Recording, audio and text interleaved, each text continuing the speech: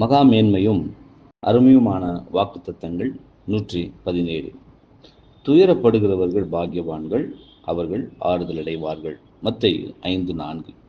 சுயம், உலகம் மற்றும் பாவத்தை ஜெயம் கொள்ள யாரெல்லாம் உண்மையாக போராடுகிறார்களோ அவர்கள் கண்டிப்பாக தங்களுடைய பாதையில் அநேக முறை தோல்வி அடைகின்றனர். மேலும் இவ்வழிகளுடன் காரணமாக துயரப்படுகிற அனுபவங்களையும் அதிகமாக பெற்றுக்கொள்கின்றனர். இது ஒருவேளை இவர்களுடைய இருதயங்கள் கத்திடத்தில் சரியான மனப்பான்மையோடு காணப்படும் பட்சத்திலேயே ஆகும்.